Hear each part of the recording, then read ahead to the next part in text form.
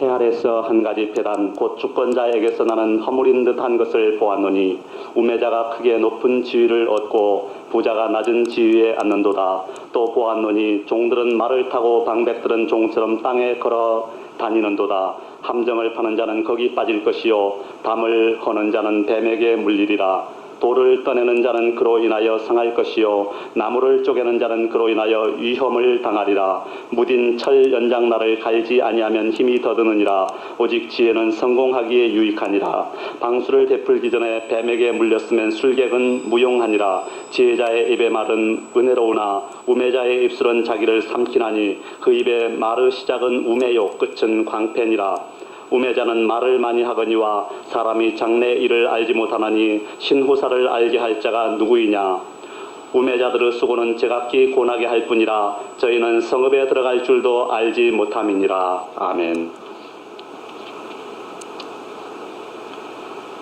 본문 말씀을 중심으로 영원한 진리 이런 제목으로 하나님의 말씀을 대언하고자 합니다. 진리라는 말을 국어사전에서 찾아보면은 참된 도리, 바른 이치 그렇게 해석이 되어 있습니다. 또 어떤 명제가 사실과 일치하거나 논리의 법칙에 맞는 것, 그리고 언제나 누구에게나 타당하다고 인정되는 인식의 내용 그렇게 풀이가 되어 있어요. 또 진리를 한자를 풀어보면은 참진 이치리 뭡니까? 참된 이치 그렇게 되어 있습니다. 요즘 우리 사회와는 좀 동떨어진 것처럼 느껴지는 단어일지도 모르겠어요. 그러나 우리의 삶 속에는 언제나 변치 않는 삶의 법칙이 있습니다. 그리고 이런 법칙들 중에는 사람들 생각에 당연한 것으로 받아들여질 수 있는 것들이 있어요. 이것을 진리라고 말할 수 있을 것입니다. 예를 들면 지구는 1년에 한 바퀴씩 태양을 중심으로 공전하는 것, 또 하루에 한 바퀴씩 스스로 자전하는 것, 이것은 만고불변의 진리인 것입니다. 그러나 오늘 먼저 알아보고 싶은 것은 세상에는 이와 같은 진리도 있지만은 5절에 보니까 세상에는 폐단도 있다는 것입니다. 그리고 전도서 기자는 이것이 주권자에게서 나는 허물인 듯 하다고 기록을 하고 있어요. 그 폐단의 내용이 뭐냐?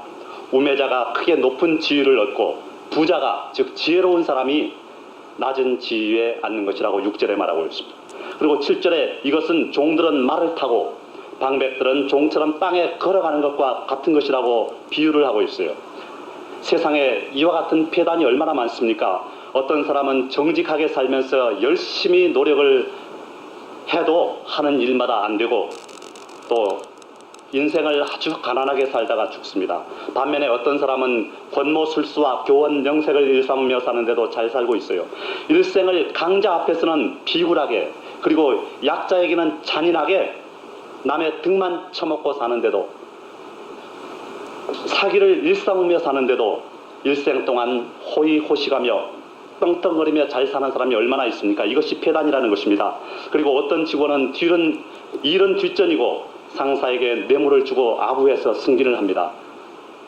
반면에 어떤 직원은 정직하고 성실하게 일만 열심히 합니다. 누가 먼저 승진을 하는 것이 정의관념에 부합을 합니까?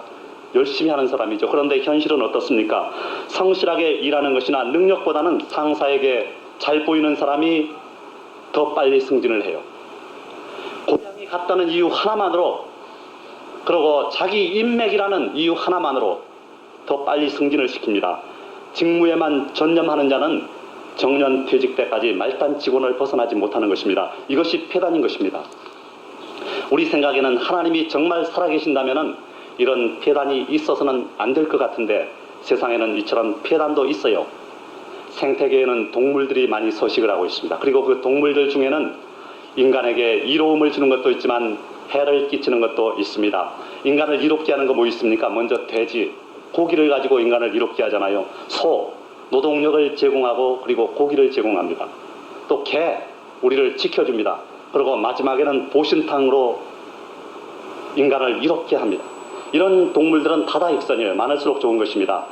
반면에 인간에게 해를 끼치는 것도 있어요. 파리라든지 모기, 그리고 혐오감을 주는 것도 있습니다. 뱀이라든지 지렁이라든지 구더기라든지 또 각종 벌레 같은 것. 지렁이나 구더기는 제가 가장 싫어하는 겁니다. 그러나 이런 것들을 무조건 나쁘다고만 할 수가 없어요. 생태계에는 먹이 사슬이 있어서 이런 것들도 있어야 생태계의 평형이 유지가 돼요. 이런 것들이 없으면 천적이 없어져 가지고 다른 동물들이 너무 많이 존재해요.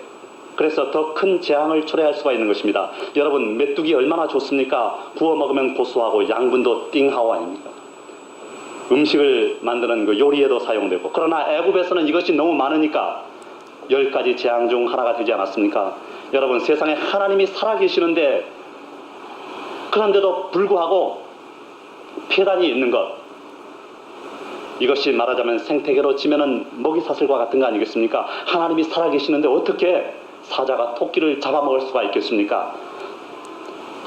사기꾼이 있음으로 해서 선량한 사람이 손해를 볼 수도 있습니다. 그러나 질이 나쁜 사람들은 그 사기꾼한테 또 당해요. 인과 응보가 먹이사슬처럼 이렇게 연결되어 있는 것입니다. 그리고 악한 일을 행한 사람은 이 세상 살 동안에 심판을 받습니다. 또 심판을 받지 않고 무사히 죽은 사람은 하나님이 최후의 심판을 행하는 것입니다. 잠언 24장 1절을 보니까 너는 악인의 형통을 부러워하지 말며 그와 함께 있기도 원하지 말지어다 그랬습니다. 왜요? 잠언 24장 20절을 보니까 대저 행악자는 장래가 없겠고 악인의 등불은 꺼지리라 그랬습니다. 악인의 형통을 부러워하지 말 것은 행악자는 장래가 없겠다는 것입니다. 잠언 23장 17절에서 18절을 보면은 내 마음으로 죄인의 형통을 부러워하지 말고 항상 여호와를 경외하라. 정령이 내 장래가 있겠고 내 소망이 끊어지지 아니하리라 그랬어요. 죄인의 형통하는 것을 부러워하지 말고 항상 여호와를 경외하라는 것입니다. 그러면은 하나님께서 장래를 보장해 주시겠다는 것입니다. 이 세상에 폐단이 있는 것을 인정하십시오. 폐단이 있는 것이 무서운 것이 아니라 폐단이라는 시험에 걸려 넘어지는 것이 무서운 것입니다. 인생에 고난이 다가오는 것은 문제가 아니에요. 거기 걸려 넘어지는 것이 문제 아닙니까? 마찬가지인 것입니다. 폐단이라고 느껴지는 일들을 만날 때 여러분, 우리에게는 부활이 있고 영생이 있고 천국이 있고 하나님이 우리와 함께 계신다는 것을 기억하십시오. 그리고 그것으로 위로를 삼으십시오. 이 세상은 목욕탕과도 같습니다. 때를 밀기 위해서 물속에 들어가 앉아있는 사람이 있는가 하면 다 밀고 나가는 사람도 있어요. 이 세상은 병원과도 같습니다. 한쪽에서는 아이가 태어나는 생명의 외침이 있는가 하면 다른 쪽에서는 죽음을 슬퍼하는 울부짖음이 있습니다. 이 세상에는 한편에는 저주가 있지만 한편에는 축복이 있는 것을 기억하시기 바랍니다.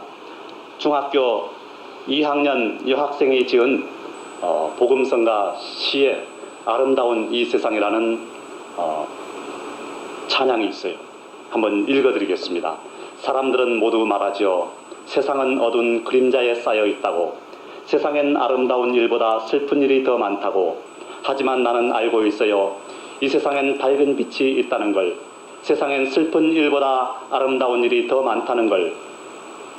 눈을 크게 뜨고 살펴보아요. 어딘가에 있을 아름다운 일을 쉽게 찾을 수 있을 거예요. 주님이 함께 하시는 세상을 다시 한번 눈을 들어 바라보아요. 주님 주신 이 세상은 얼마나 아름다운지 다시 한번 눈을 들어 바라보아요.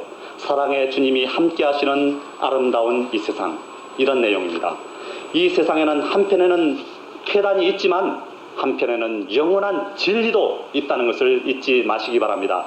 그러면 이 영원한 진리가 무엇일까요? 첫 번째, 오늘 8절을 보니까 함정을 파는 자는 거기 빠진다는 것입니다. 함정을 파는 자는 거기 빠진다는 것이 하나님의 법이에요. 하나님이 정하신 진리인 것입니다. 이것은 역사가 증명을 하고 있어요.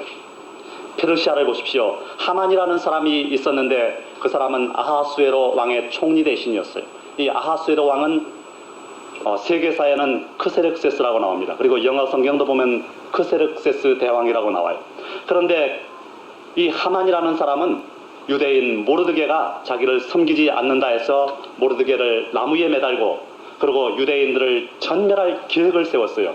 그러고서는 왕한테 주청을 드려가지고 전국에 조서를 내렸습니다. 그러나 에스더 7장 10절을 보면은 일이 뒤집혀가지고 모르드게를 달려고 하던 나무에 하만이 달렸어요. 뿐만 아니라 유대인들을 죽이려고 하던 모든 사람들은 유대인의 손에 죽임을 당합니다. 하만은 모르드게를 매달아 죽이기 위해서 높은 장대를 세웠지만 자신이 거기 매달려 죽었습니다. 그래서 유대인들은 지금도 일반적인 원수의 대명사를 하만이라고 그런다 그래요. 또 불임절에 에스더서를 낭독할 때 하만의 이름이 나올 때마다 발을 구르면서 특별히 만든 종을 울린다는 것입니다. 또 프랑스를 보십시오. 18세기 말 로베스피에르는 정적들을 처단하기 위해서 기요탱이라는 단두대를 만들었습니다. 기요탱이라는 의사가 제안을 했기 때문에 이름을 기요탱이라고 붙였대요. 그래서 프랑스 혁명이 계속되던 공포정치 시대에 많은 사람들을 이 기요탱으로 처형을 했습니다. 루이 16세와 왕비 마리 앙투아네트를 비롯해서 많은 지롱드 당원들을 여기에다 처형을 했어요. 그러나 이 기요탱으로 공포정치를 단행했던 로베스피에르 자신도 이것에 의해서 처형됐어요. 역사의 아이러니 아닙니까? 우리나라 현대사를 보아도 마찬가지입니다. 정권마다 정적들을 단죄하기 위해서 함정을 많이 팠지만은 결국은 그들이 행한 대로 보응을 받지 않았습니까? 여기는 그런 분이 없을 줄 압니다만은 결코 남을 멸망시키기 위해서 함정을 파지 마시기 바랍니다. 최근에 동생이 전화를 했어요. 형이 출세할 운이 있으니 승진시험 공부를 열심히 하래요. 그래서 우리는 승진시험이 없어졌다 그랬더니 그러면 어떻게 승진을 시키느냐.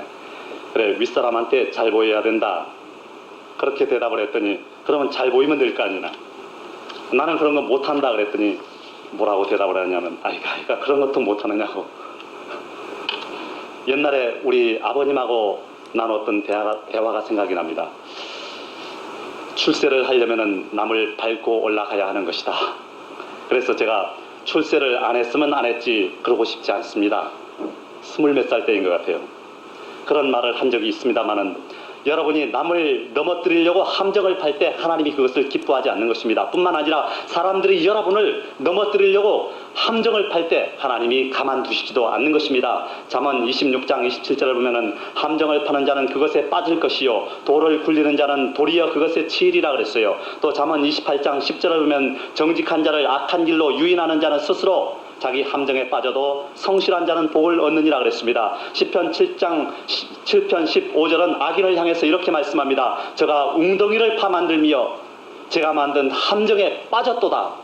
남을 넘어뜨리기 위해서 그리고 짓밟고 올라서기 위해서 함정을 파지 말라는 것입니다. 그리고 남이 판 함정에 여러분이 빠지려고 하는 순간 하나님의 능력으로 구원을 받는 여러분이 되시기 바랍니다. 시편 40편 2절을 보면 이런 말씀이 있습니다. 나를 기가 막힐 웅덩이와 수렁에서 끌어올리시고 내 발을 반석 위에 두사 내 걸음을 견고케 하셨도다.